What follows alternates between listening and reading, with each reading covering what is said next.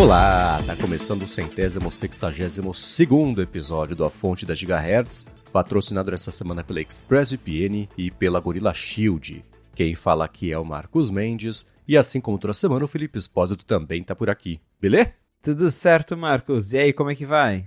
Tudo bem também, que bom de poder falar assim, será que essa semana tem beta público, não? Saiu, né? Pra quem tava ligado, viu, não sei quem instalou ou não. Eu sei que você diz o seguinte, né? Gente, saiu, não instalem. É isso mesmo?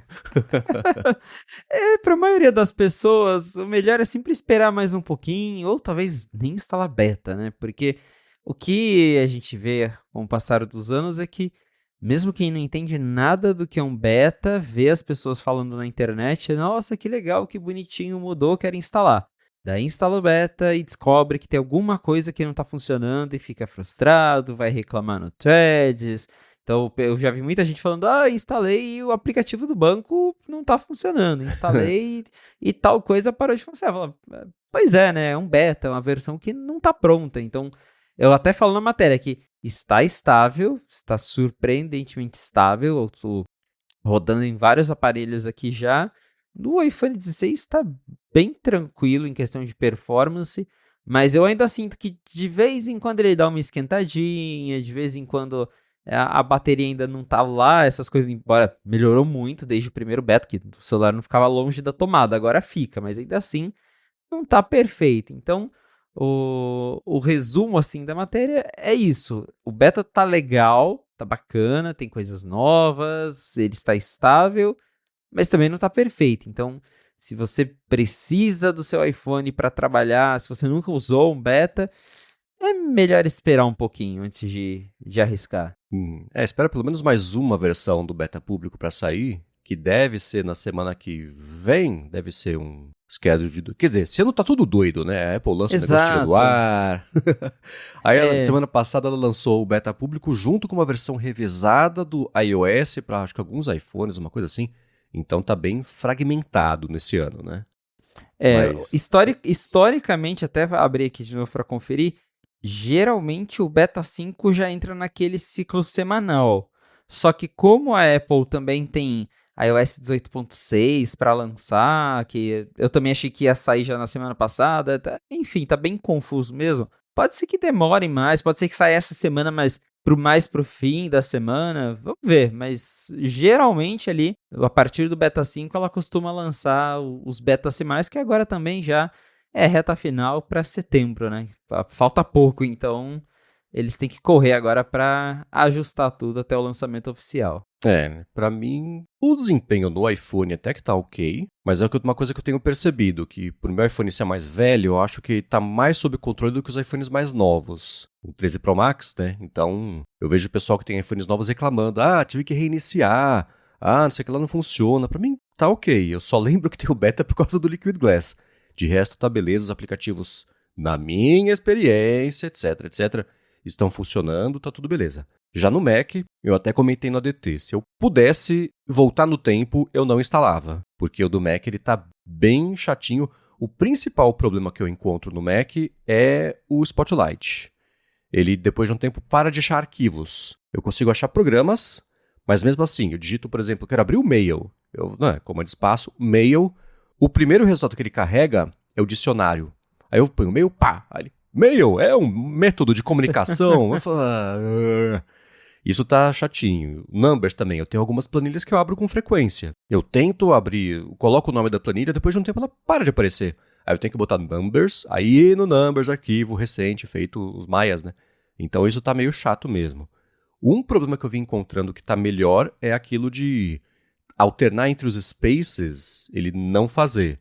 Você, usar os 4 dedos no trackpad e ir pro lado, tentar 1, 2, 3, 4, 5 vezes, aí ele ia...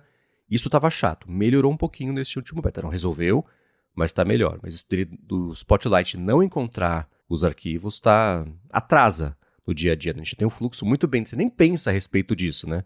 Tem um fluxo bem definido, assim. Então é a única coisa. De resto, tá beleza. No Mac nem tem tanta novidade assim, né? Se for parar para pensar. O Spotlight é o principal e ele que tá bugado, né? Então, de resto, também...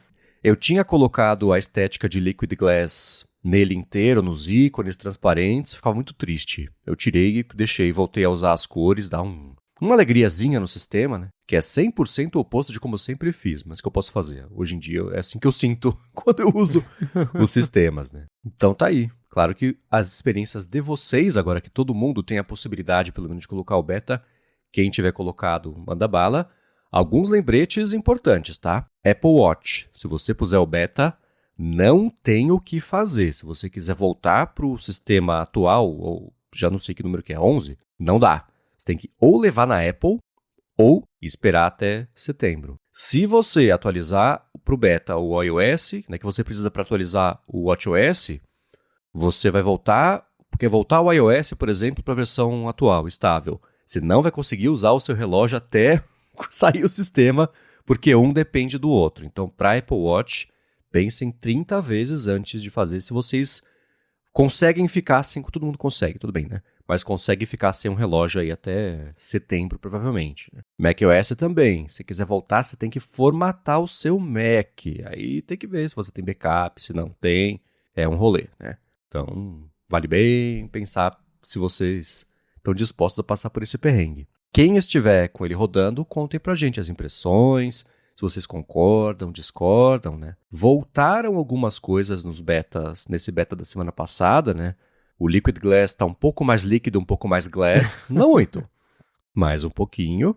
E acho que o que chamou mais atenção que a Apple voltou nessa versão do sistema foram os resumos de notificações para aplicativos de notícias da Apple Intelligence. Né? Ela até avisa, gente, o nosso resumo pode mudar o sentido da notícia.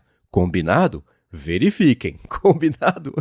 E é engraçado que a hora que você vai ativar, o alerta fica vermelho para você garantir que você viu, para você confirmar. Isso eu achei divertido, mais do que qualquer outra coisa. É até estranho, porque primeiro que eu já nem lembrava mais que... Eu tinha esquecido totalmente que a Apple tinha desligado o resumo para aplicativos de notícia, porque quando você instala o Beta 4, ele já aparece logo no setup. Né, resumo de notificações. Eu falei, mas já não tinha, né? O que mudou aqui? Aí que eu fui ver a categoria notícias, que eu cliquei, ficou vermelho. E isso deve ser coisa do beta, mas tá uma tela tão feia que eu demorei para entender o que tava acontecendo ali, né? E é bem isso, o vermelho parece que toma cuidado, se liga, né? Mas fala ali realmente que o resumo pode mudar o sentido da manchete para você verificar quando você seleciona. Aí ele pergunta se você quer mesmo ligar o resumo para aplicativo de notícias. Tipo, você tem certeza? Você quer isso mesmo? Não, beleza, né? É por sua conta e risco. Mas eu acho que eles vão mudar esse layout até a versão final, porque, não sei, eu pelo menos achei esquisito. Acho que tem um jeito mais bonitinho primeiro de perguntar e depois também de avisar que o negócio pode não ser tão preciso. Acho que do jeito que tá, ficou até meio assustador, muito não Apple, não sei. Eu estranhei assim ao ver essa tela no beta quando eu instalei aqui. E sobre o vidro, o Liquid Glass, eu fiquei até surpreso, porque quando chegou o Beta 3, que a Apple deu aquela reduzida na quantidade de vidro, né, do efeito de vidro, eu pensei que ia ficar daquele jeito, porque, né, por mais que o pessoal tenha ficado chateado que perdeu o vidro bacanudo, tava mais legível. Eu achei que eles não iriam voltar atrás, mas eles deram um passinho para trás, né? Eles tentaram achar ali um meio termo entre o que tinha nos primeiros betas e o que eles fizeram no beta 3. Tá, eu acho bonito, mas ao mesmo tempo é o que eu até postei no Threads.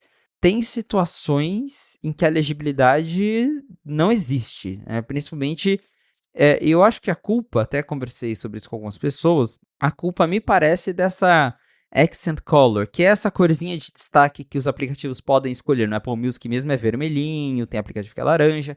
Porque quando essa Accent Color bate com um fundo que é da mesma cor, você não consegue mais enxergar nada. O negócio se mistura e some.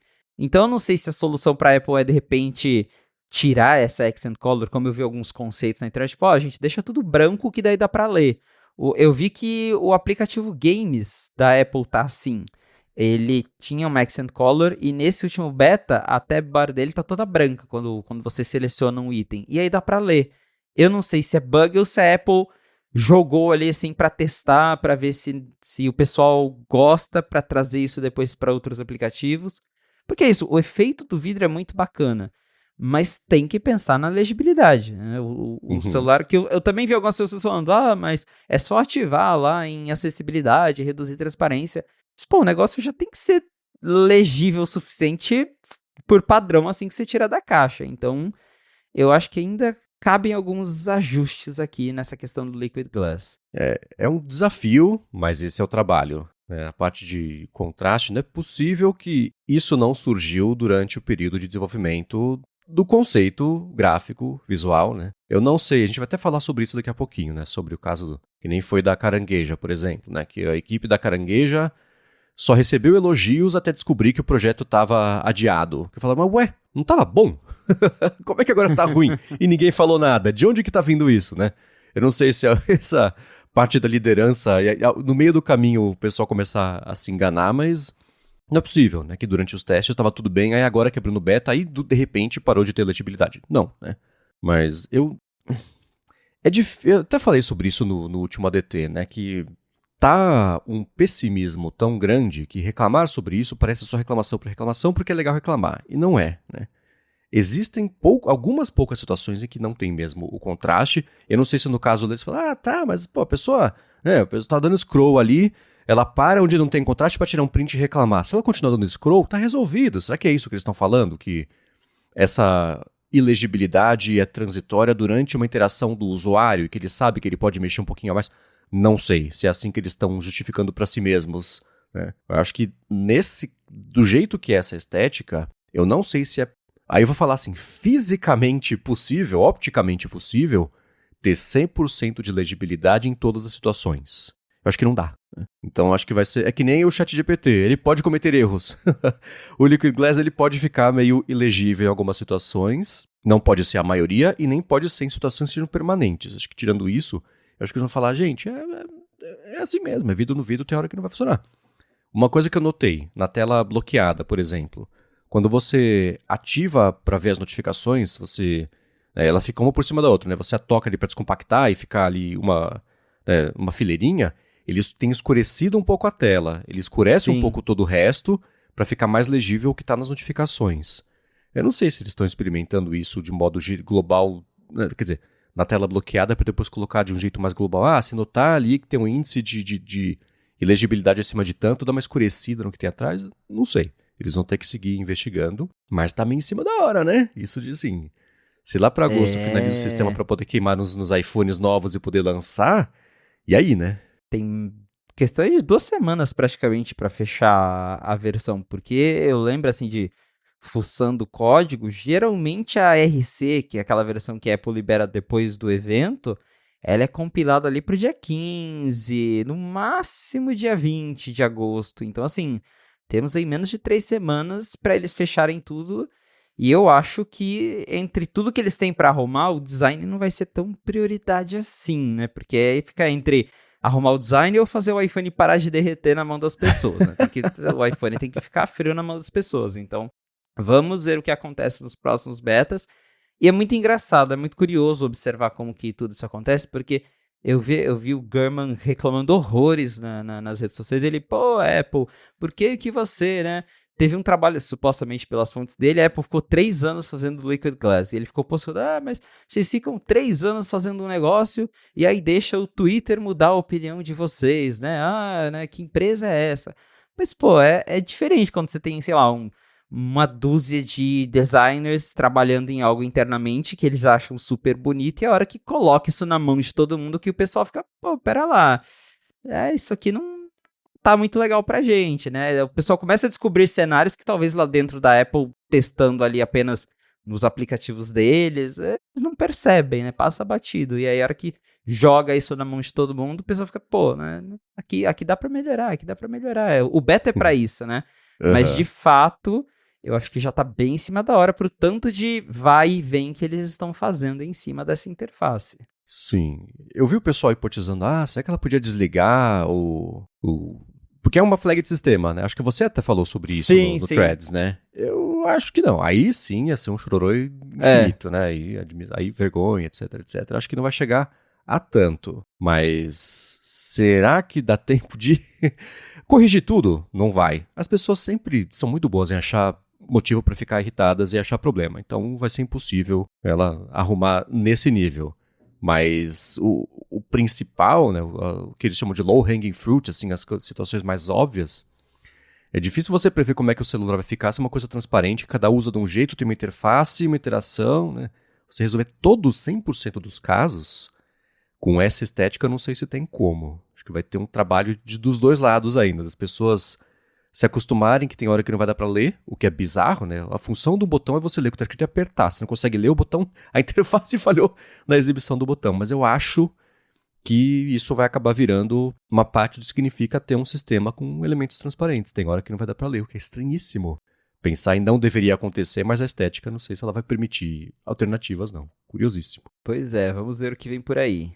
Exatamente. Agora, uma coisa que foi curiosa que aconteceu nessa última semana, a Apple anunciou, finalmente, depois de uns 3 anos que ela tinha dito que ia fazer uma série com o Vince Gilligan, que é o cara que fez Breaking Bad, que fez Better Call Saul, fez um pouquinho de Arquivo X também, e é uma série que ia contar no elenco com a Ray Seahorn, que fez a Kim Wexler em Better Call Saul, a lourinha, que é a namoradinha do Sol, né? E aí, nessa última semana, a Apple fez, gente, vai ter uma live no YouTube aqui pra gente anunciar a série.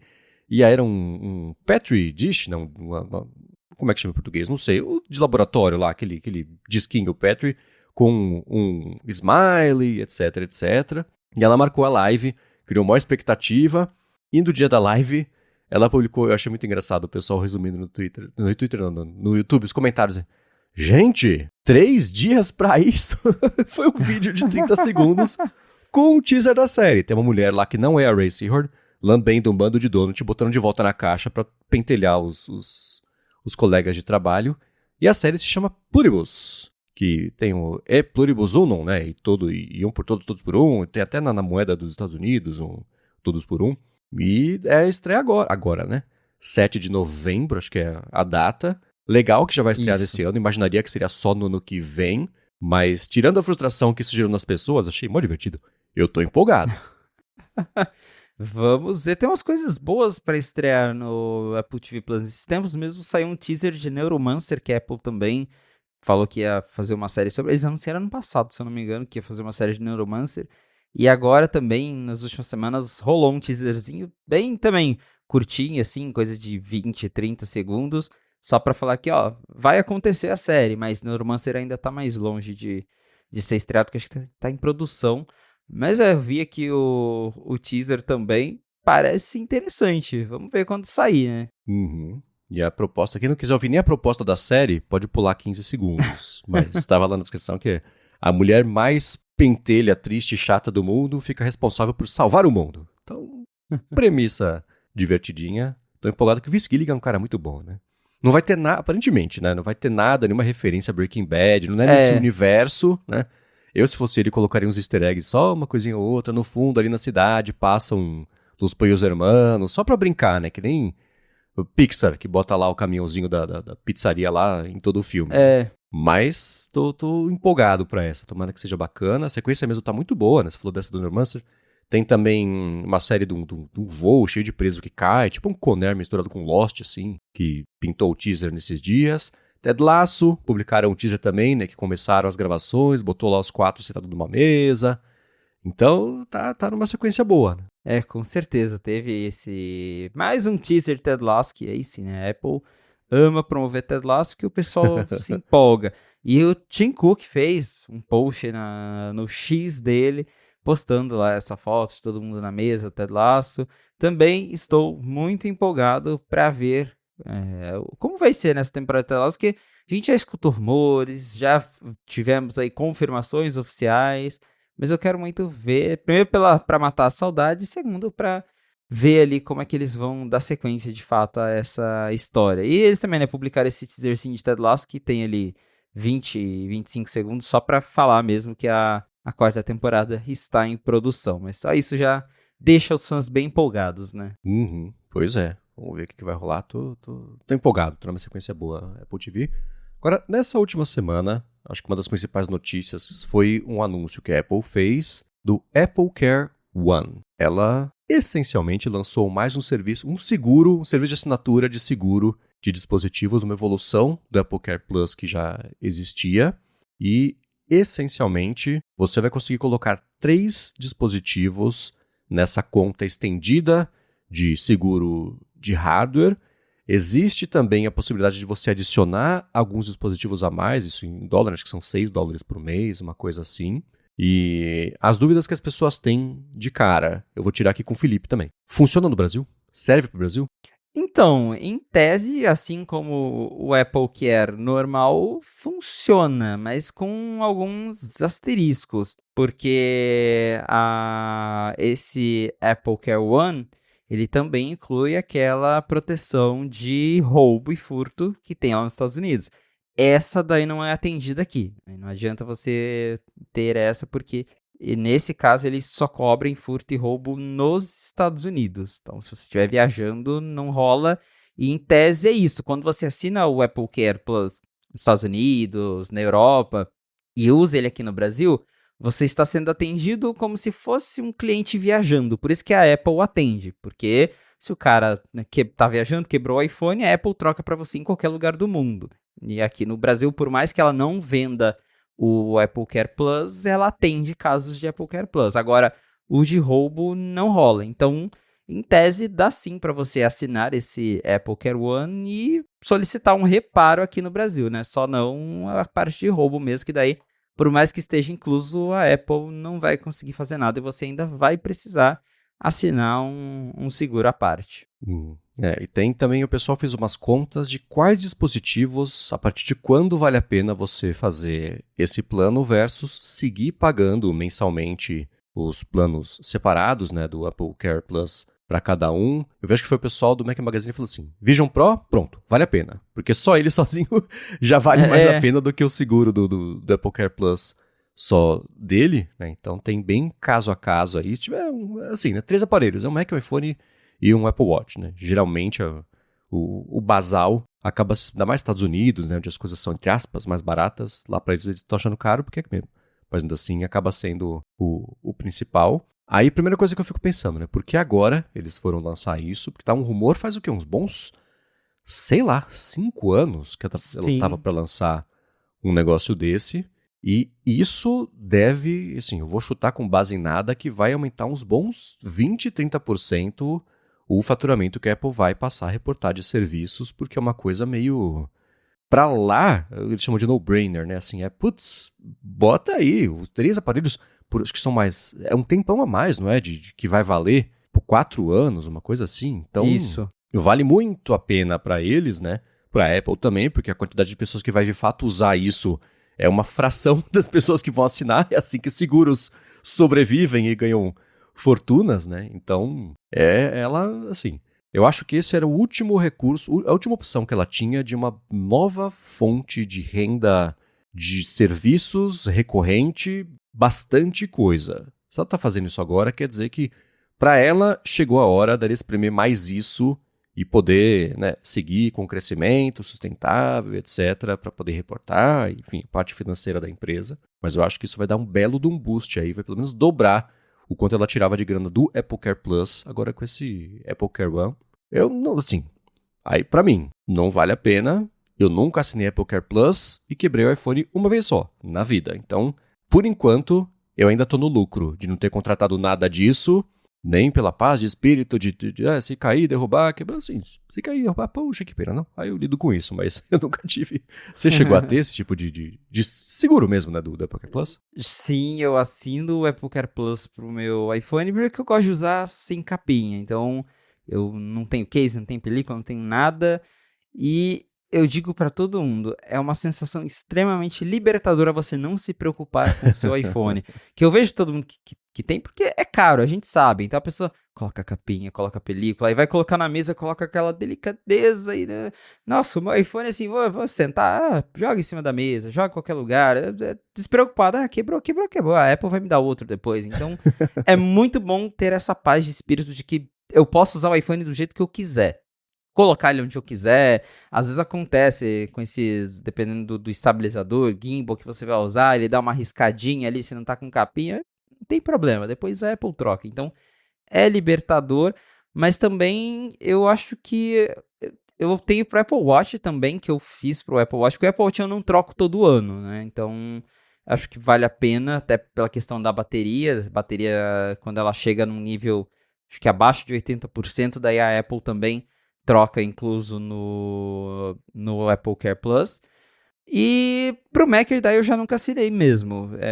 Porque o Mac, sei lá, meu Mac, apesar de que eu viajo bastante com ele, nunca tive nenhum acidente com o Mac, então sou mais de boa com o Mac. Mas gosto de ter essa proteção extra, mas eu fico pensando aqui, né? O Tim Cook agora, ele acho que é o suprassumo de ganhar dinheiro com hardware velho, basicamente, né? Ele desbloqueou ali o cheat code de dinheiro, porque é o que você falou, e até tem uma matéria lá no 95 Mac explicando isso, que agora você pode adicionar o Apple Care Plus ao seu aparelho com até 4 anos de idade, né? Porque antes o Apple Care Plus era assim, você para assinar ele, ou você assinava no ato da compra, onde está disponível, ou você tinha uma janela de acho que 2 meses para fazer a assinatura. E aí dentro desses 2 meses você conseguia fazer a assinatura. Depois a Apple até estendeu um pouquinho o prazo, mas você tinha que ir numa Apple Store para eles olharem seu iPhone e falar, não, ele está inteiro, beleza, você pode assinar. Agora você tem 4 anos para começar a assinar o Apple Care Plus ou para assinar e continuar pagando. E é muito interessante a mudança, que eu até estava fazendo a conta aqui. Antigamente, o Apple Care Plus ele custava $199 e ele valia por 2 anos. Então você pagava $199 e usava ele, né, ali durante 2 anos, nesse valor. Ou seja, dava ali em torno de $100 por ano. Agora, se a gente considerar que alguém vai migrar desse valor que era 199 e passar a pagar o que a Apple está cobrando, que são esses R$19,99. Se essa pessoa passar os 4 anos pagando, no fim dos 4 anos, ela vai ter dado quase $1.000 para a Apple. Então, assim, pro Tim Cook é uma maravilha, né? A pessoa esquece até que assinou e vai pagando, vai pagando, vai pagando. Então, é igual o Marcos comentou mesmo. A gente provavelmente vai ver nos próximos trimestres um aumento na receita de serviços graças a esse Apple Care One. Por outro lado, é inevitável que aumente a quantidade de trocas também. E não só de trocas, mas de demanda por atendimento a esse serviço. Então, a pessoa, qualquer arranhãozinho vai tentar levar na loja para trocar, né? Eu acho que foi o Mike Hurley da Relay FM que falou que ele tentou... A experiência dele com a Apple Care Plus foi terrível. Ele mora na Inglaterra e estava lá com um defeito. Aí que ele tentou levar na loja e falou, não, isso aí, putz, não tá machucado o suficiente o seu iPhone. Ó, se você quebrar o iPhone, a gente vai saber, porque já tá registrado que você veio aqui tentar trocar, então nem tenta, tá? Pode ir embora. Ele falou assim, foi péssimo atendimento, que ele nunca mais assinou, que não rolou pra ele. Então vai bem de cada um, mas eu acho que vai aumentar, sim, a quantidade de tentativa de... Assim, seguradora, né? Tentativa de fraude. Isso deve aumentar junto. De trocas mesmo, genuínas, né? Tem gente que tem o iPhone que fica meio quebrado, com a tela toda estilhaçada, mas não vai trocar, porque vai ser caro. Agora vai trocar. E fica menos cuidadoso, porque se quebrar, vai acabar trocando. Então acho que isso aumenta. Mas na média, ainda assim, quem assinar, que vai ser a maioria, que não vai acabar usando nem precisando disso, vai subsidiar o serviço para todo o resto. Assim, afinal, é assim que funciona qualquer serviço. A internet da sua casa ela é boa porque muita gente compra, assina e não usa para você poder assinar e ver Netflix em 4K o mês inteiro, por enquanto sem franquia, né? Esse é um assunto que está sempre meio A Vivo tentou e não deu muito certo, mas eu acho que vai acabar sendo meio inevitável isso, mais cedo ou mais tarde, né? Mais um problema de cada vez. No caso do Apple Care One, para quem precisa e for viajar e conseguir contratar. E também, né, conforme for passando o tempo, se vocês usarem, precisarem ativar e usar, conta pra gente como é que foi o atendimento disso, a troca, é sempre bacana ver as impressões em primeira pessoa de vocês a respeito disso. Com certeza. Ora, nessa última semana, a gente viu uma notícia e uma repercussão que eu achei interessante trazer aqui a discussão sobre Apple Intelligence, mas antes de falar sobre isso, eu vou agradecer a ExpressVPN, que está mais uma vez patrocinando o A Fonte e que segue oferecendo um mês de graça para você experimentar o serviço, e depois, se você assinar o plano anual, são 3 meses de bônus no fim desse ano, indo no site expressvpn.com/afonte ou então usando o cupom AFONTE no checkout, ou clicando aqui na descrição para cair com o cupom aplicado, para você ver como é fácil instalar no seu iPhone, no seu iPad, na Apple TV, que é como eu uso todo dia, no roteador de casa, se você quiser, até na TV, dependendo do modelo, mas especialmente em dispositivos móveis, é muito bom você proteger a sua conexão. Se você usa muito Wi-Fi que você não conhece, porque você não conhece, você não sabe como é que está a coleta de dados disso, para onde vão esses dados. Às vezes você paga o do avião, por exemplo, mas ainda assim, o serviço terceirizado oferecendo internet para o avião. Por que será? Porque seus dados pagam o resto do preço da conexão. Então, os sites que você acessa, os serviços, por quanto tempo, né? Nesse caso, não acho que eles vão roubar a senha do banco, por exemplo. Mas um Wi-Fi que você não conhece, conectou rapidinho ali, vai saber, né? Então você pode proteger a sua conexão e os seus dados, roteando os seus dados pelos canos impenetráveis criptografados da ExpressVPN, e nem ela sabe o que você está fazendo com os seus dados quando você usa a conexão. E para streaming é muito bacana você usar a ExpressVPN, porque dependendo do país que você se conectar, são mais de 100 países que eles oferecem, você vê o conteúdo desses países que é diferente do conteúdo que tem aqui no Brasil. Tem muito mais coisa, mas tem coisa diferente. Esse é o ponto, né? Então vai lá, acessa expressvpn.com/afonte, testa por um mês de graça e depois, se você assinar o plano anual, você tem 3 meses de bônus no fim desse ano. Uma última vez, expressvpn.com/afonte. Muito obrigado, ExpressVPN, pelo patrocínio de mais esse episódio do podcast e pelo apoio a toda a Gigahertz. Valeu, ExpressVPN. Muito bem, nessa última semana vazou, acho que foi o pessoal da Bloomberg que acabou vazando, deixa eu pegar aqui. Foi a The Information. The Information vazou que o pessoal da Apple queria abrir o código dos modelos novos da Apple Intelligence e o Craig Federighi falou que não, que já tem muito código aberto por aí e o motivo para abrir, eles falaram o seguinte, que era para poder ter a comunidade open source olhando, fuçando e no fim das contas melhorando, né? Essa parte de código aberto é engraçado que a Meta de todas as empresas, né? A Meta foi quem mais trouxe atenção e força para isso quando ela abriu o código dos modelos Llama. E os modelos Llama, tirando a última versão, que eles ficaram bem para trás, né? Era uma patinada horrorosa, ainda passaram vergonha, manipularam, assim, deu problema. Mas por uns bons 2 anos eles ficaram muito bem na fita com os modelos abertos. Aí veio o DeepSeek da China, e a China está com muitos modelos de código aberto. Tem o Qwen, que é o da Alibaba, tem também o DeepSeek, né? E eles chamaram muito a atenção. Por coincidência, nada relacionado com a Apple, mas nessa última semana, um dos critérios desse plano de inteligência artificial que os Estados Unidos apresentaram para fomentar a evolução da indústria por lá e ganhar da China, basicamente, é fomento a modelos de código aberto. Então vai existir até não exatamente um subsídio, mas um incentivo estrutural da indústria americana para modelos de código aberto, porque é isso, né? Você deixando aberto, o desenvolvimento aberto e a contribuição global acelera mais rápido. Mas no caso da Apple, o Federighi falou não.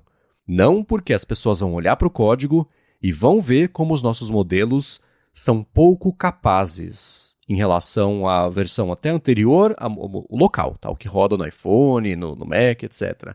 E também em relação ao resto do mercado. E isso, ele rejeitou a ideia do Huoming Peng, que era o líder dos modelos fundacionais da Apple. Esse é o mesmo cara que aceitou aquela proposta absurda da Meta para ir para lá, multicentibilionária para ir para lá. Então, centibilionária, mas ainda assim, né?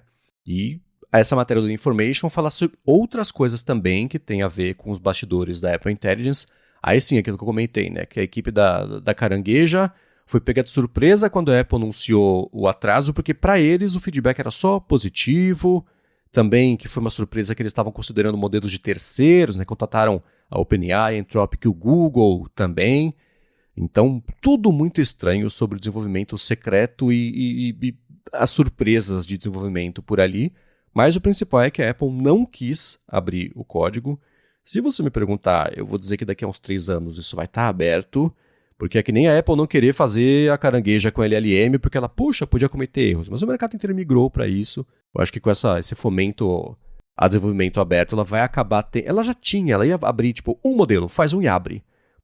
Dá aí pro povo brincar, enquanto a gente faz o resto, dá para as crianças brincar, se distrair e parar de brigar, né? Ela já tem alguns projetos que ela lança de código aberto, mas são modelos... exercícios criativos tecnológicos, modelos experimentais que ela faz, uma coisa ou outra. Teve um que ela fez esses dias que ela lançou o código de um modelo específico de programação, que eu até escrevi sobre isso no 95Mac, que ele não escreve que nem o ChatGPT, né, que nem te lê, né, da esquerda para a direita e vai de cima para baixo.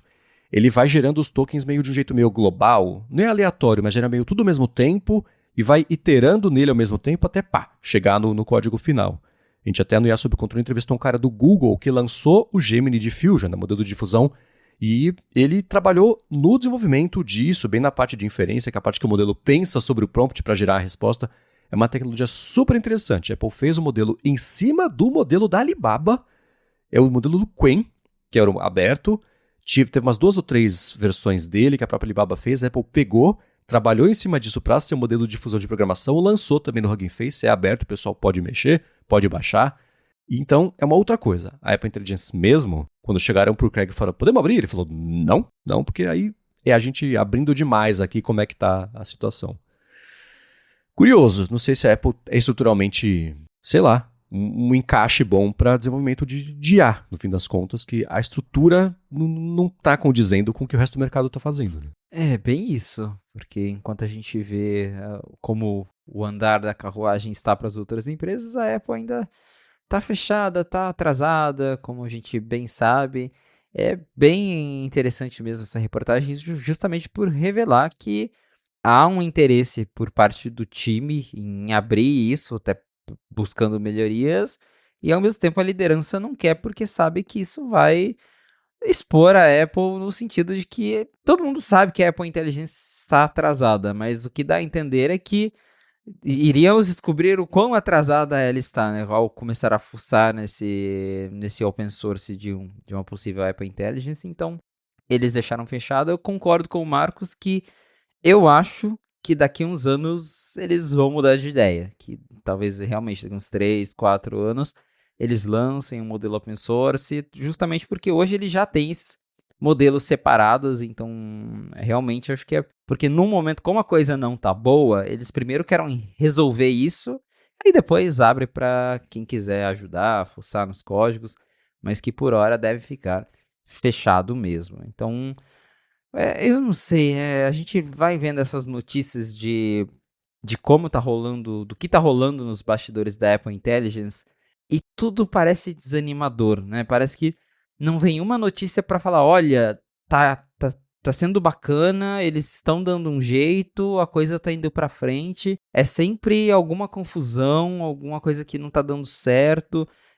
Pessoas de dentro da Apple que são surpreendidas com rumores que saem na internet, né? Igual esse de que a Apple está considerando usar os modelos terceiros. E aí que tem gente lá dentro que está surpreso que isso é uma hipótese. Então, eu fico pensando, o que está acontecendo e ao mesmo tempo que a gente está cada vez mais longe da Siri com LLMs, que era para ter vindo no 18.4. Era para ter vindo no iOS 18, né? Não rolou, foi 18.4. Não rolou, a Apple, né, deu aquela no decorrer do próximo ano, que já ficou óbvio que vai ser ano que vem. E com essas notícias, eu fico pensando, será que vai chegar, né, abril de 2026 e vai ter outro adiamento, né? Será que a Apple vai passar por isso de novo? Eu não sei, mas toda vez que vem essas notícias, me parece que eles ainda não conseguiram se acertar lá dentro sobre como levar a Apple Intelligence adiante. Teve uma coisa a gente falou no começo do episódio, né? Que a Apple estava agora, né, se dando, não é por vencida, mas entendendo que a expectativa de ser perfeito para lançar o negócio, nesse caso com essa tecnologia, ainda não dá. Isso vai acontecer, né? Vai ser tão preciso e tão pouco alucinante quanto você fazer uma pesquisa no Google. Mas até chegar lá, você tem que estar dominando a tecnologia para poder oferecer isso. E isso você tem que desenvolver. E desenvolver só portas fechadas, você atrasa em relação... Olha o beta, né? E imagina se a Apple não fizesse o beta e lançasse só a versão pública em setembro. Ela ia ter que apanhar ainda mais em público, né, para poder chegar numa versão redonda. Com o IA é meio a mesma coisa. E pensa assim, né, de 2 anos para cá, a expectativa das pessoas já passou a ser de que o negócio pode, eles chamam de alucinar. Né? Se não alucinar, melhor. Mas hoje o fluxo é, você pede, ele responde, você pega as informações, você checa, se tiver certo você usa, senão você já está com um pouco do caminho andado para chegar no objetivo final que você tinha. Né? E lá no começo, quando saiu a matéria de que a Apple tinha a liderança, eu acho que até tinha o IDQ na jogada, mas o Federighi também, eles tinham rejeitado a ideia dela fazer uma carangueja com IA porque ela podia cometer erros. E que isso na época já era pro resto do mercado, falou, tá, mas aí você não vai fazer? Mas você tem noção de que é como se você fosse, sei lá, não vou lançar um telefone porque as pessoas podem ligar errado? Eu tô mal comparando aqui, tá? Mas dá pra entender qual que é a premissa da coisa. E foi uma matéria que falou sobre como a Siri até hoje... Droga, falei, né? E foi uma matéria que falou sobre como a carangueja até hoje, as respostas são baseadas no Excelzão. Você fala, ela reconhece o que você falou. Se tiver na categoria de uma das 30 opções de como é que você perguntou como é que é o tempo, ela te responde, né? Que não escala. Né? Então, acho que esse é mais um dos casos em que ela vai, assim, do jeito dolorido, chegar à mesma conclusão que ela poderia ter conseguido chegar bem antes, abrindo um pouco mão desse orgulho de querer fazer tudo muito certo, porque assim, já não tem mais isso, né? Quem que tá com a impressão de que a Apple tá fazendo o negócio direito e certo e só tá atrasada porque não quer... Assim, ninguém. Ela está atrasada porque está atrasada, né? E lá dentro mesmo, né? Isso que o The Information reafirmou que a Bloomberg tinha vazado também, de que as pessoas lá dentro, ninguém sabe o que tá acontecendo, decidem isso, vai adiar sim, mas não tava bom, como é que vai adiar? Por que vai adiar? Como assim tá ruim, se ontem tava bom, né? Então a própria liderança sendo pega de surpresa. Que pena. Que pena, isso vai entrar para a história como uma das patinadas mais feias e desnecessárias que a Apple tomou em toda a sua história. É bizarro como isso segue acontecendo. Né? Então, isso tá junto o quê? A Morgan Stanley publicou, as investidoras, os bancos, eles publicam de vez em quando notas para informar os investidores sobre um aconselhamento de para onde eles estão vendo que esse mercado vai, e aí se compra, se não compra, qual que é o preço-alvo, né, da ação. A gente está vendo aqui que nos próximos 12 meses, a gente está calculando que vai chegar em tanto. Então compra agora que você chega lá. Beleza, então essas recomendações. Eu vou abrir um parênteses rápido sobre a recomendação da Intel, que saiu esses dias do Jeff Poole, que, cara, que azar que ele deu. Que ele falou, né, gente, na véspera da divulgação do relatório fiscal da Intel, gente, a gente tá botando aqui o preço-alvo de $32 e é um compre, tá? Pode comprar que vai chegar lá. Dia seguinte, a Intel divulgou o relatório fiscal, as ações caíram 8%. E ele publicou uma nova carta. A gente ainda reafirma a nossa confiança de que vai chegar lá, então compre, mas que azar. Mas a gente já falou da Intel, né? A Morgan Stanley falou que essa ideia da expectativa da Apple comprar um buscador de IA tipo uma Perplexity, ela tá errada. Que a Apple, o objetivo da Apple não é entrar no mercado de busca de IA, e sim que ela tem outras necessidades de IA, então não esperem que ela faça esse tipo de compra. Isso vai contra o que a própria Apple investigou, né, que seria uma compra justamente da Perplexity. Eu, quando escrevi no Mac Magazine sobre o que a Apple precisava fazer, etc., quem que ela precisava comprar, eu falei uma coisa que, acho que na mesma semana, o pessoal dos podcasts gringos falou também, que era assim, né? O que ela vai comprar é provavelmente uma startup que você nunca ouviu falar, que são 4 pessoas que mandam muito bem, e essas pessoas é que nem os shortcuts, né? Não é necessariamente uma Perplexity que já tem, sei lá, 700 funcionários e funciona de um jeito que é totalmente ao contrário da cultura da Apple. Imagina o caos, né? Não só esse caos, mas também, aí vira o quê? O pessoal lá de dentro se sente substituído, e aí tem que substituir mesmo que não fizeram nada. Não é por aí, mas dá para entender que tem um meio do caminho, né? Com um salário provavelmente muito maior do que quem está lá dentro, já gera outro tipo de desconforto, né? Então a Morgan Stanley falou, não é por aí, eles estão sim atrás, eles estão correndo atrás, mas comprar uma startup de busca, a tecnologia de IA aplicada para busca, não é o negócio da Apple. Eu concordo em partes, mas eu quero saber de você, Felipe, o que você acha? Historicamente a Apple geralmente vai pelo caminho de comprar startups menorzinhas, como você mesmo comentou, adquirir aplicativos, então é mais por esse caminho mesmo, mas a gente já viu também ela adquirindo coisas grandes quando fazia sentido para ela, né? A divisão de modems da Intel foi uma aquisição grande para ela, a aquisição da Beats foi uma aquisição muito grande para ela também, então se fizer sentido ela comprar a Perplexity, por que não, né? E até de todas que tem no mercado, acredito que a Perplexity seria uma boa opção para resolver ali a questão a curto prazo da Apple Intelligence, mas dá para entender o que o pessoal da Morgan Stanley fala aqui.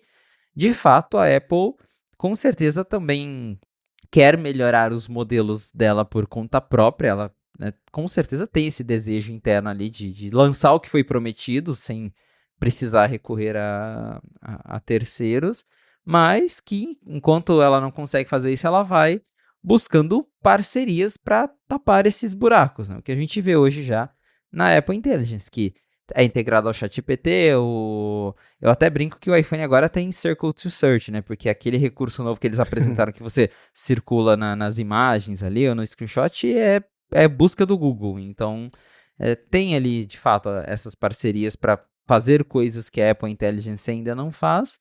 Mas eu também não acho tão impossível assim, eventualmente, rolar uma aquisição de uma empresa como a Perplexity, que apesar de ser é uma startup ali, mas é uma empresa já mais robusta, que está ganhando cada vez mais fama. Sei lá, a gente vai ter que esperar para ver o que acontece. Novamente, puxando aqui o assunto do anterior, tá tudo muito confuso. Eu tenho certeza que lá dentro a própria liderança deve estar considerando mil e uma hipóteses e possibilidades do que fazer, né? Seja para melhorar o que eles têm lá dentro sozinhos, seja para comprar uma empresa, seja para contratar talentos de outras empresas. Acho que a essa altura eles devem ter colocado todas as cartas na mesa e estão analisando tudo. E nessa também às vezes sai, né, algum rumor que não necessariamente porque às vezes em alguma reunião alguém fala, e se a gente comprar a Perplexity? Daí alguém vai lá e fala para a imprensa, não, a Apple vai comprar a Perplexity. Às vezes só que passou ali né, na mesa, alguém ventilou isso, mas a essa altura, me parece que tudo é possível, né?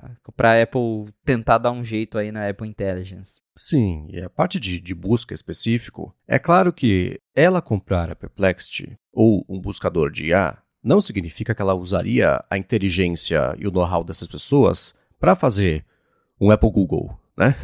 Sim. Busca significa o quê? Você tem informações que existem e você tem um sistema que consegue, de um jeito muito eficiente, entregar o resultado do pedido do usuário. Pode ser que horas abre a pizzaria, pode ser qualquer outra coisa. E você aplicar isso. O que é a Carangueja? Ela é um buscador, né? Só que não é exatamente o buscador de você pesquisar.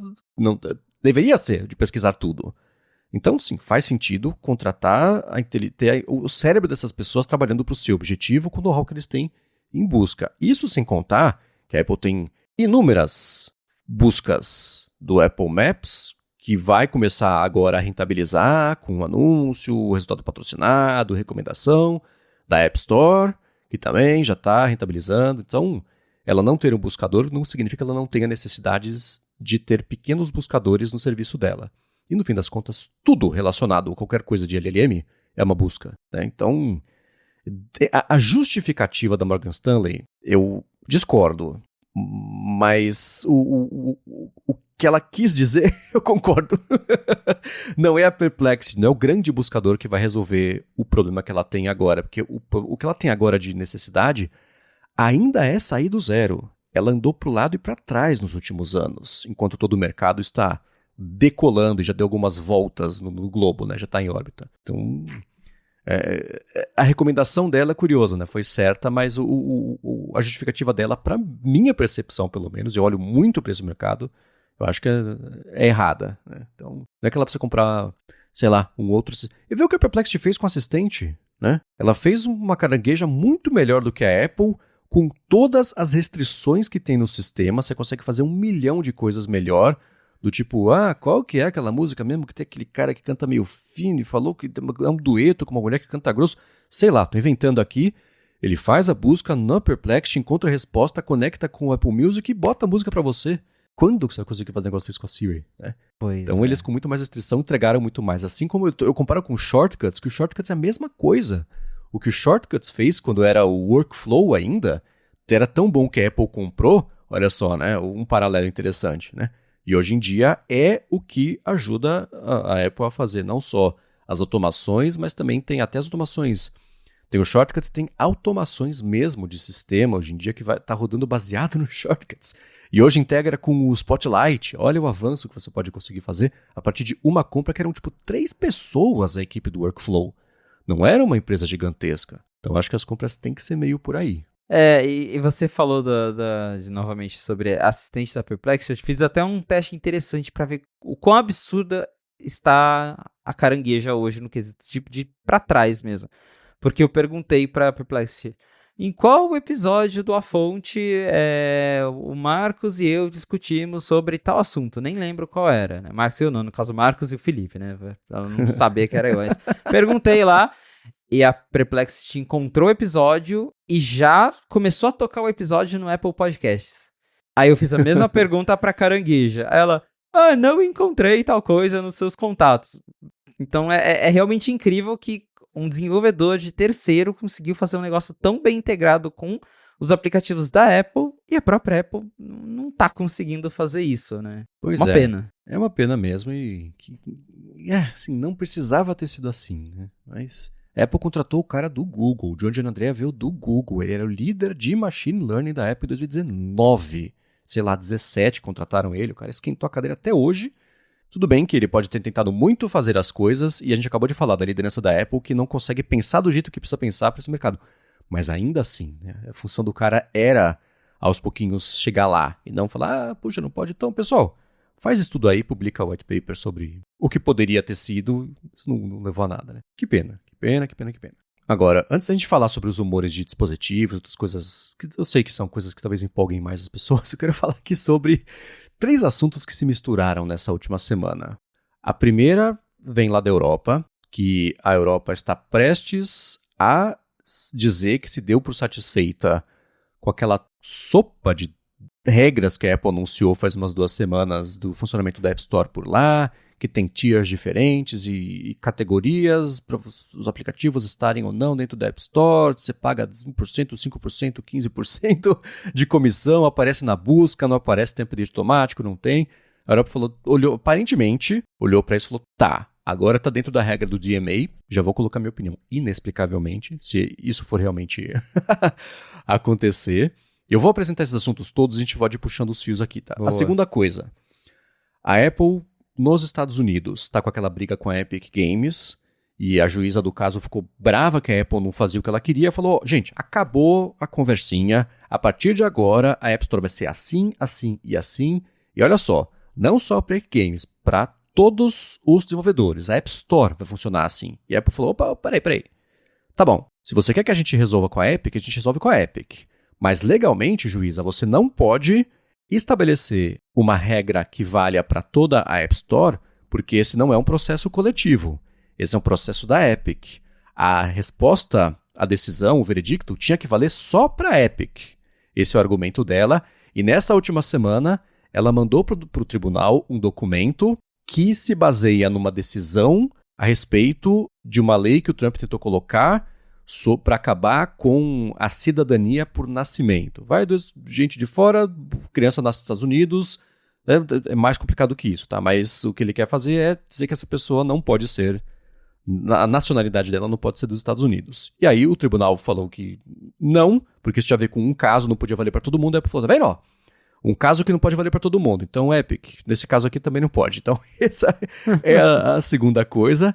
E a terceira coisa é que no Reino Unido tá para entrar em vigor basicamente, agora que o Reino Unido não faz parte da União Europeia, eles estão aprovando basicamente o quê? As mesmas regras, eles estão lá com o Digital Markets Regulation Act, que é muito parecido com as regras do DMA, só que nesse caso eles aprovaram uma recomendação de que a Apple e o Google têm que ser sinalizados como o que na Europa, na Comissão Europeia, eles chamariam de gatekeepers, né? Eles são situações singulares de mercado e eles têm que ser sujeitos a regras diferentes do resto do mercado. E a Epic Games falou, nossa, o que vocês anunciaram é tão fraco que não vale de nada. Então a Epic tá brigando lá também. Assim, quando aprova uma lei, já dá para preparar o rascunho do post sobre a Epic reclamando porque não tá como ela queria que fosse, né? Mas isso tudo meio relacionado uma coisa com a outra aconteceu nessa última semana. Qual desses você quer falar primeiro, Felipe? Que semana agitada para os advogados da Apple, né? Na verdade, eles estão vivendo um período bem agitado nos últimos anos, mas realmente são muitas notícias envolvendo regulação, a questão da App Store mesmo. Essa da União Europeia também me pegou de surpresa, porque, sei lá, eles reclamaram tanto de tantas coisas, pontuaram tanto, ao mesmo tempo, essa última leva de mudanças que a Apple anunciou também é tão cheio de asteriscos, né? Olha, a gente vai abrir isso, mas é dentro desse termo, essa condição, e tem várias taxas diferentes. E aí me surpreendeu ver que eles falaram, tá, beleza, a gente aceita. Eu não sei se eles só cansaram mesmo de desistiram de brigar com a Apple, se eles realmente aceitaram porque tá bom, realmente estava o que eles demandavam ali, a Apple conseguiu atender mesmo e para eles isso está o suficiente. Ou uma hipótese que eu também pensei aqui, se isso tem ali um dedinho do Trump por baixo dos panos, porque recentemente, acho que até esse fim de semana, não lembro, foi esses dias, eles anunciaram um acordo entre Estados Unidos e União Europeia para tentar resolver aquela questão das tarifas, né? Que o Trump acorda um belo dia, fala que a tarifa de tal país vai ser essa, e não dá para confiar no laranjão, mas parece que eles chegaram num acordo recentemente. Eu me pergunto também se não teve para de encher o saco da Apple, né? Deixa a Apple em paz. Então, é uma hipótese que eu cogitei aqui. Essa do Reino Unido não é nenhuma surpresa, é óbvio que ia rolar isso em algum momento, porque apesar do Reino Unido hoje ser uma entidade separada, eles sempre continuam seguindo ali tudo que a União Europeia faz em questão de lei. Então, realmente não era muita surpresa, assim como o Tim Sweeney comentando qualquer coisa sobre App Store também não é nenhuma surpresa. É igual aqui no Brasil, né? Quando sai alguma decisão do CAD, o Tim Sweeney já vai lá pro X e fala, vai voltar o Fortnite para App Store no Brasil. Até hoje não voltou, mas enfim, né? Tá lá esperando, ele tá sempre também ligado no que está acontecendo, mas realmente essa da União Europeia ter aceitado finalmente as condições da Apple, sem falar um mas, né, um porém, uma surpresa. Essa é a definição do se você não pode confundi-los, confunda-os. Eu não sei se... O que eu vi mesmo foi que essa pressão do Trump que agora o DMA acaba entrando num bololô de negociações tarifárias maior, né? E ele é muito talentoso em forçar esse tipo de coisa, então eu falo assim, putz, vale a pena eu comprar essa briga e prejudicar ainda mais? Talvez não. Então pode ser que daqui a uns anos, né, daqui a 3 anos, 6 meses, eles resolvam revisar como é que vai ser as regras, mas nesse momento parece que a Apple venceu mesmo. E eu imagino que, por exemplo, né, aprovando de fato na Europa, dando ok, aí ela vai começar a querer implementar isso em qualquer país que resolva tentar fazer uma coisa parecida com o DMA, e vai ser interessantíssimo ver se na Inglaterra ela já consegue emplacar isso também. Né? Tudo bem que na Inglaterra é tão pouco restritivo mesmo, né? Epic, se ela reclamou do DMA desde sempre, ela é reclamada da Europa, da Inglaterra, porque lá é assim, então, né, tem que ver, pode ser que lá na frente a gente tenha que ver se as pessoas... É mais, nesse momento, pelo menos, um pouco mais... São só recomendações, né? São orientações, como diria a repórter do Sanduíche Ishi. Então, dá pra entender, nesse caso, porque que a Epic reclamou. Mas é engraçado que a tinta nem seca, eles já estão lá em cima. Mas aprovando na Europa, como o mundo inteiro, o próprio Brasil, né? Baseia muito das regras do que vem de lá. Imagino que se o negócio entornar aqui também é pra falar, então, já tá pronto aqui, posso instalar o pacote aqui na App Store brasileira também, tá beleza? Na Europa aprovaram, tá? Se lá tá bom, aqui tem que tá bom também. Então acho que vai ser uma coisa meio assim. É bom todo mundo se acostumar com essas regras confusíssimas que pintaram na Europa, que isso deve virar o padrão mais cedo do que mais tarde aí em outros lugares do mundo querendo regular a App Store também. Com certeza. Agora, pra finalizar o episódio, alguns rumores, um que eu achei bem interessante sobre o tal do HomePad que pintaram nessa última semana. Mas antes disso, eu vou agradecer a Gorilla Shield, que está mais uma vez patrocinando o A Fonte e que segue oferecendo 5% de desconto cumulativo com os descontos do site se você for em gorillashield.com.br e usar o cupom GHZ no checkout. Ainda dá tempo, por exemplo, de você aproveitar o mês do impacto, as promoções do mês do impacto que eles estão fazendo, com desconto de até 70% em capinhas e películas e outros acessórios para você proteger os seus dispositivos. Eles acabaram de lançar também um suporte para MacBook, que ele próprio já tem umas entradinhas. Tem 3 entradas USB 3.0, uma USB-C também, Isso é bacana, né? Para você que tem uma vida móvel que depende muito de acessórios para o Mac, dá para fazer isso junto de um acessório que leva o Mac, que é uma coisa que eu uso no meu Mac desde sempre, hoje é parte integrante. Quando eu não estou usando isso no Mac, parece que ele está fundado na mesa. Muito engraçado como muda a referência mesmo. Eles têm, né, capinha, película, tem cabo também de tudo quanto é tipo, USB-C, Lightning, micro USB, tem de todo tipo para todo tipo, tem o comprido, tem o curto, tem o trançado, tem o tradicional, tem adaptador de todo tipo para todo tipo também. Então vai lá, gorillashield.com.br e quando você for fazer a compra, com o cupom GHZ você ganha 5% de desconto cumulativo com os descontos do site. Muito obrigado, Gorilla Shield, pelo patrocínio de mais esse episódio da Fonte e pelo apoio a toda a Gigahertz. Valeu, Gorilla Shield. Muito bem, isso foi uma coisa descoberta pelo pessoal lá do Mac Rumors nessa última semana, fuçando no código do iOS 26, acharam uma imagem, depois o pessoal fechou outras imagens também, que dão a entender que o Apple Watch pode ganhar uma função de score de sono, né? O quão bem você dormiu, o quão descansada você realmente está. Ele ganhou faz um tempo o acompanhamento de sono nativo, uma coisa que aplicativos de terceiros tinham desde sempre. Ele ganhou só recentemente, então você dorme com o Apple Watch, a hora que você acorda, você vai lá no aplicativo de saúde e você vê o tempo que você passou em cada uma das fases do sono e com base nisso você infere o quanto você descansou. Aparentemente, o Apple Watch vai passar a oferecer também esse score de descansidade de forma nativa, assim como os outros oferecem também. É uma coisa pontual, mas você usa, Felipe, aplicativos de rastreamento de sono ou Eu uso o Gentler Streak para dar uma monitorada. O Gentler e o próprio o Vitals, né, do Apple Watch, que ele também agora já dá ali um resumo mais ou menos de como que tá a sua saúde e usa os dados de sono para isso também. Tá, eu uso, até engraçado, até hoje o que colou pra mim é o Auto Sleep, que foi o primeiro que eu testei e funcionou super bem. Ele é feio que dói, é complicado de mexer, mas putz, rola pra mim, assim. E conforme uma coisa muito legal, tá? Pra quem nunca fez isso, tá pensando em começar a ver qual é, né? Conforme o tempo vai passando, você acorda, vê qual foi o relatório da sua noite, você aprende a reconhecer isso no seu próprio corpo depois. Tudo bem que assim, né? Acorda cansado, você acorda cansado. Não precisa do relógio falar que você acorda cansado. Mas com dados em mãos, você pensa, putz, o que eu fiz ontem? Eu dormi mais cedo do que eu estou acostumado a dormir? Que isso influencia também, é muito curioso. Dormir mais tarde do que eu estou acostumado a dormir, né? Se você bebe álcool, por exemplo, né, a sua frequência cardíaca aumenta durante o consumo do álcool, enquanto o corpo está lidando com isso. E com isso, você acaba descansando menos, porque o coração reduziu menos a frequência cardíaca durante o sono.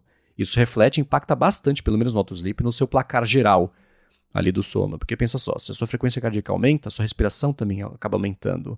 A temperatura acaba ficando um pouco maior, porque o sangue está correndo com mais frequência. Então, tudo isso influencia. E eu tenho o exemplo perfeito aqui, ó, mostrando pro Marcos agora o meu Gentler Streak, porque ontem à noite eu tomei vinho e tá aí o resultado. Ele tá tipo, você tá morrendo, brincadeira, mas então assim, ó, tome um momento, tire uma pausa, aí tá aqui, ó, os batimentos acelerados, respiração acelerada, durante o sono, né, respiração acelerada, temperatura aumentou, então é muito legal mesmo esse tipo de aplicativo, tanto o Gentler, que dá um pouquinho mais de detalhes que o da própria Apple, porque o da Apple também me avisou, acordei hoje e falou, ó, a qualidade do seu sono não foi tão boa, né? Mas aí o Gentler tem mais detalhes e de fato é bem interessante você ver como que essas coisas impactam no seu sono, na sua qualidade de vida.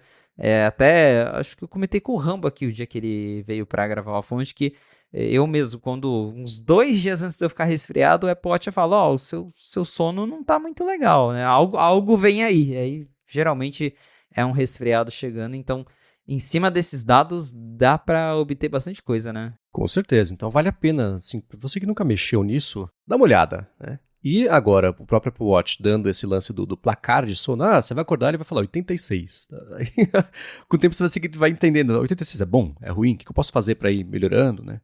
E a gente já falou muito sobre higiene do sono no área de trabalho, tem vários episódios sobre isso, na própria busca no gigahertz.fm vocês encontram, só procurar por sono, os resultados ali, você vai encontrar quais são os episódios. Tem bastante mesmo, dá um trabalhão pegar aqui. Então, quem quiser dar uma olhadinha, pega lá no site. Mas é isso, né?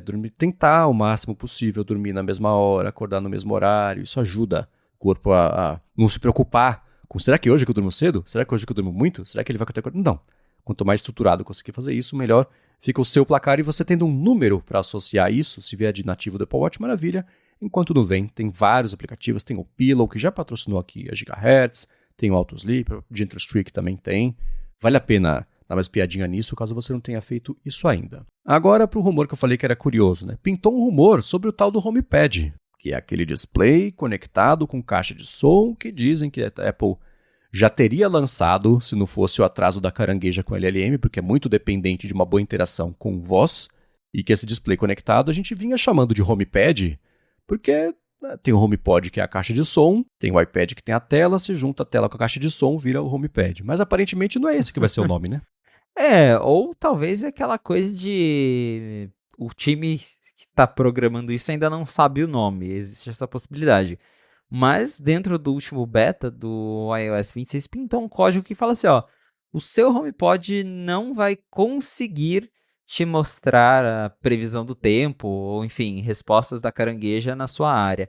E o que chama a atenção aqui é o mostrar, né? Porque uma coisa é o HomePod falar, geralmente as mensagens relacionadas às configurações do HomePod, o erro é sempre, né? O HomePod não vai conseguir te falar, né? A carangueja não vai conseguir te falar, né? Carangueja will tell you. Agora, o uso da palavra show, tipo, ele vai mostrar como? Com uma tela? Então, fica no ar aí, mas já faz um tempo que vem pintando referências a um possível HomePod com tela no código, então a essa altura não é mais uma surpresa que a Apple está fazendo, mas esse tipo de código reforça e realmente levanta essa curiosidade sobre o nome, né? Porque às vezes a gente está falando, vai ser HomePad, vai ser um nome novo, e pode ser, sei lá, igual o Ryan falou lá no 95Mac, o HomePod Touch, né? Quem sabe, né? Eles inventam um nome assim, não seria tão surpreendente, então... Ou HomePod Pro, não sei, a Apple chama as coisas de Pro hoje em dia, né? Então, vai saber. Mas tudo indica que realmente esse HomePad, seja lá qual for o nome dele, já está pronto dentro da Apple e eles só estão esperando a carangueja funcionar, né? É até irônico, né? Um produto que a Apple... Geralmente os produtos atrasam mais por conta do hardware. O hardware atrasou, o hardware não tá bacana. Esse tá atrasado por causa do software. Chega a ser irônico. Totalmente. Muito mais difícil fazer código do que coisa física. Imprimir 3D a partir do module. Colar um HomePod num iPad. Né? Com um pescocinho do iMac, o abajur, que é o mais bonito até hoje. Aliás, eu torço para que esse HomePod tenha isso também. E eu fiquei pensando que a Apple aprendeu a lição com, eu acho que quando o Rambo vazou AirTags, né? Que acho que tinha no código lá, conecte aqui o seu dispositivo J a qualquer coisa. E se tem o dispositivo J a qualquer coisa, quer dizer que tem essa coisa que não é o que já existe, então logo coisa nova, né? Mas essa altura, sim, né? Quem acha que tá errado isso que não vai ter nunca? Ela pode desistir de lançar. Perfeitamente possível que ela desista. Ela não vai nem confirmar que ela desistiu porque não anunciou. Então, ok, né? Mas acho que essa altura é meio inevitável que saia esse produto. Então, botar no código o seu dispositivo J 400 e tanto não vai poder exibir? Poderia ser. Isso poderia acabar virando uma notícia, né? Até é bom, tira um pouco o foco do atraso da carangueja e fala que agora a Apple com o código confirma produto novo, né? E é aquela coisa, é HomePod, né? Se a gente pegar o tanto da população global que se importa com o HomePod... Tem isso. Acho que não faz muita diferença deixar um códigozinho desses ali. Tem isso. E é curioso, né? Pega você, o Rambo e eu somados, eu nem tenho tantos. Eu tenho 1, 2, 3, 4. 5. São 5 aqui em casa. Marcos, é melhor não fazer a conta. Deixa pra lá, né? Soma ainda mais o seu Rambo, já dá 200. Então, ok, né? Caramba, são 5, eu jurava que... Enfim, né? Vamos passar, vamos fingir que isso não aconteceu.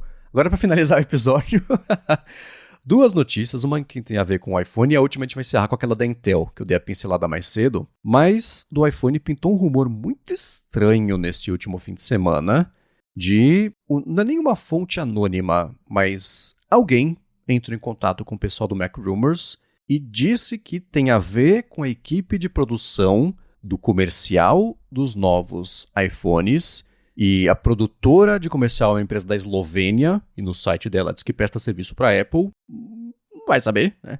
Que essa pessoa deu algumas informações a respeito do que vai vir nesse próximo iPhone, e a principal coisa é que vai ter mais um botão um novo botão de câmera para você ativar rapidamente a câmera, isso diferente do Action Button, que ele ficaria em cima, numa posição diferente. São 3 coisas relacionadas à câmera, uma delas é que vai de 5x para 8 sem o zoom óptico. Tomara, muito bacana se isso realmente acontecer, que vai ter um aplicativo Pro também de câmera para foto e vídeo. Ok, não sei. Isso eu fico um pouco mais cético, mas esse botão específico, novo de câmera, bizarríssimo. Essa história aparecer agora, né? Em fim de julho, começo de agosto só, versus mais cedo, quando geralmente aparece esse tipo de coisa. Né?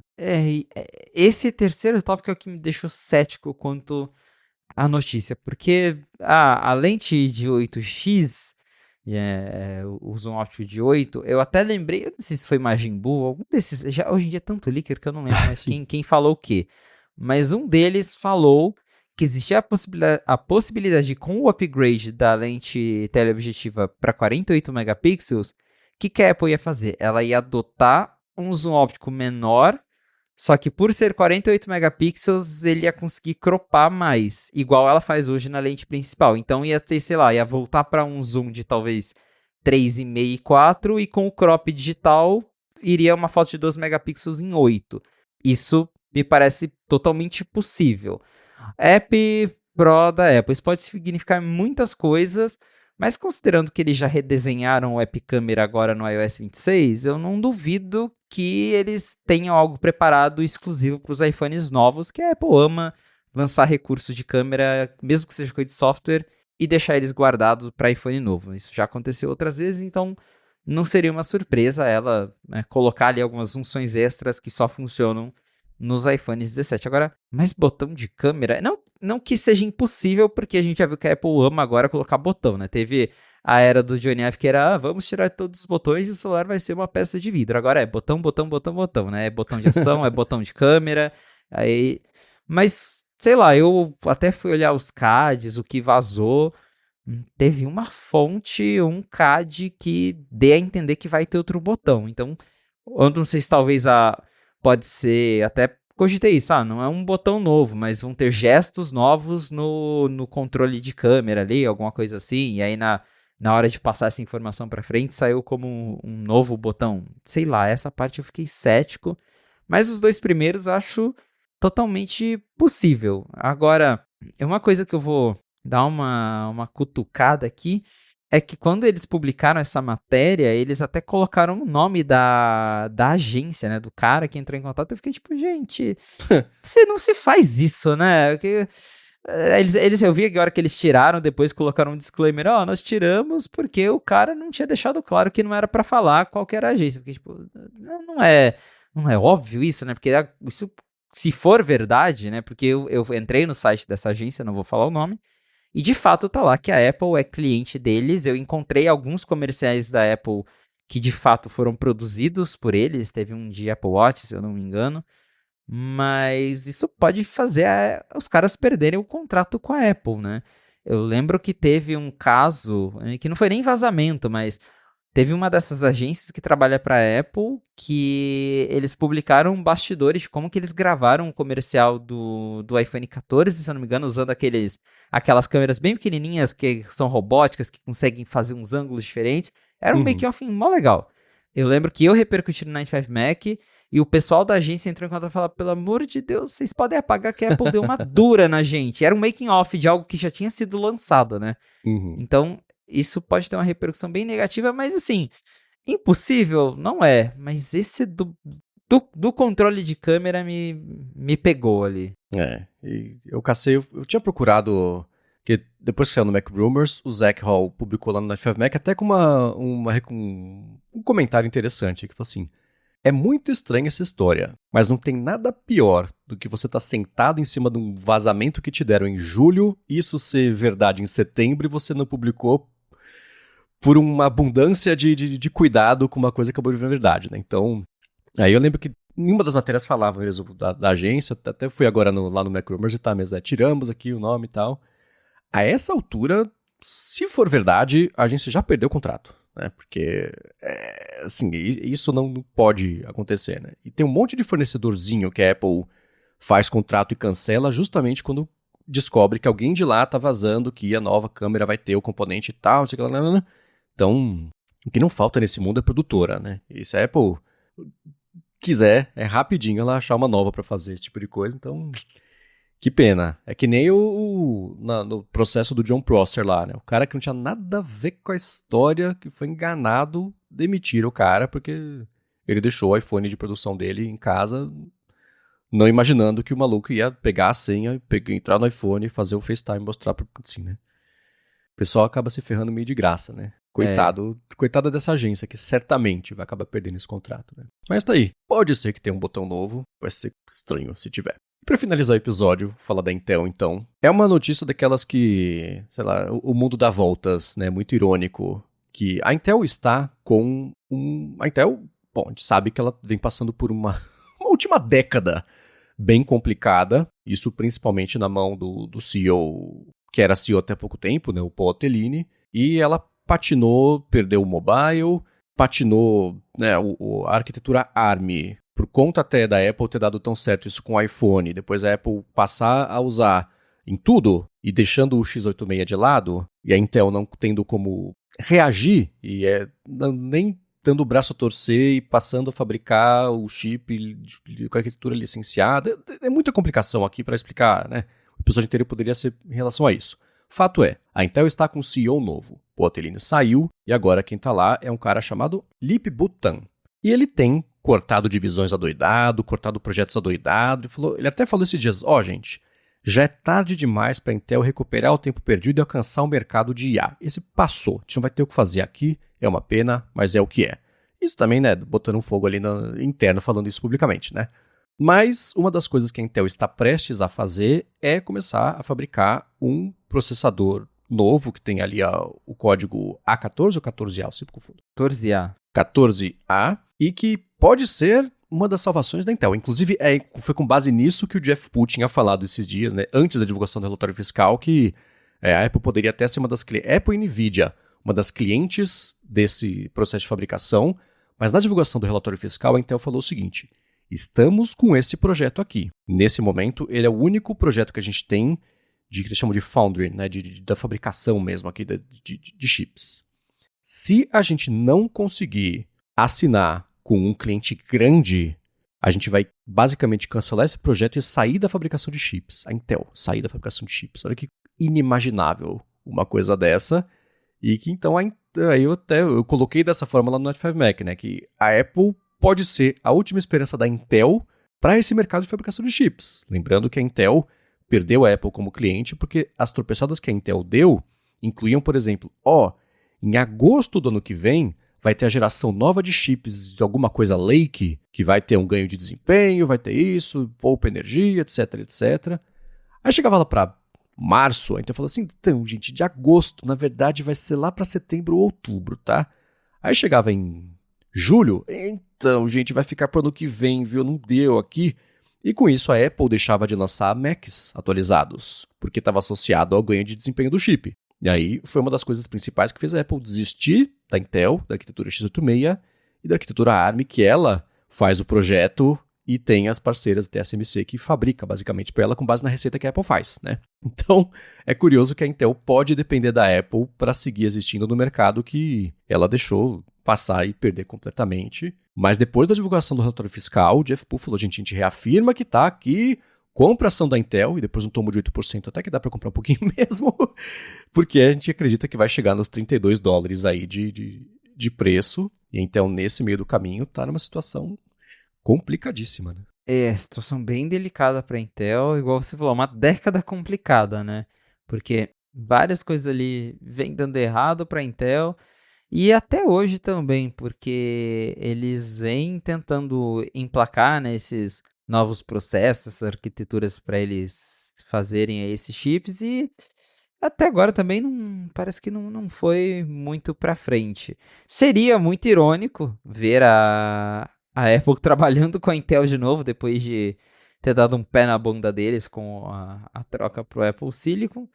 Vamos ver se algo nisso aí vai para frente, mas não sei se me parece algo que vai ser viável, apesar desses rumores, né? Porque, igual você também comentou, se a Intel não conseguir, né, fechar aí com Apple ou Nvidia, pegar esses projetos grandes, corre o risco dela ter que parar de fazer chip. Então, nossa, que situação da Intel, né? Onde ela estava e onde ela chegou hoje.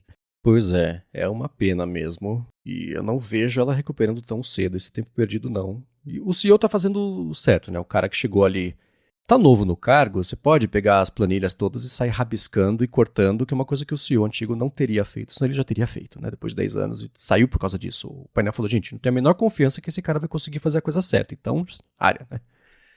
Mas talvez ainda assim, com a melhor das intenções do CEO novo, seja meio tarde demais, né? É uma pena. Vamos ver. Mas eu quis trazer aqui a ironia de que talvez a Apple seja a salvação da Intel, depois da Intel ter perdido a confiança da Apple para fazer o que ela precisava, né? Pois é. Muito curioso.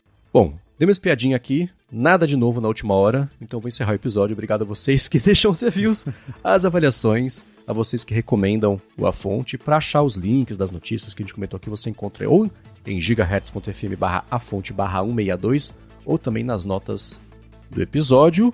E obrigado a você, Felipe, por semana após semana ajudar a gente a fazer sentido do que rola lá em Cupertino. Valeu, Marcos, e obrigado à audiência por ter ficado com a gente até o final de mais um episódio do A Fonte. Se você quiser me encontrar nas redes sociais pra gente bater um papo, é só me procurar no @felipe.exposto, lá no Instagram e no Threads. Boa, para falar comigo, MVC Mendes no Instagram e no Threads. Apresento por aqui o Área de Transferência e o Área de Trabalho. Apresento para a Alura o IA Sob Controle e vocês me encontram no 95 Mac. Obrigado mais uma vez pela audiência de vocês e a gente volta na segunda que vem. Um abraço e até a próxima.